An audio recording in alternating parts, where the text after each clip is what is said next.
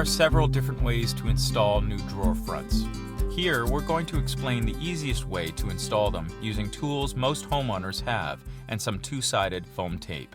Drill pilot holes for your screws onto the outer edges of your drawer box face. If you are installing a shaker door with a flat center panel, you may need to drill the pilot holes on an angle to ensure that the screws bite into the rail of the door and not the center panel.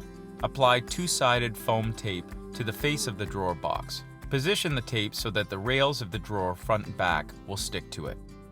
Press the drawer front firmly into position on the drawer box face.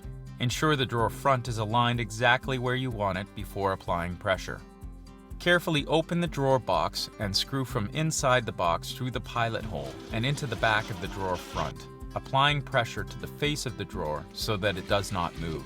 For larger drawers, use 2 screws for each side of the drawer front.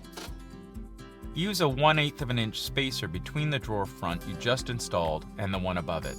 Door bumpers are a good spacer and are easy to remove when installation is complete. Repeat the process for the rest of the drawer fronts, making sure they stay aligned with both the cabinet and the drawer front below. When finished, the drawers should be level and spaced evenly with a consistent gap between them. Installing new drawer fronts can be the most challenging part of any kitchen cabinet refacing project. Take your time and double check for alignment and ensure each drawer front is level when installing.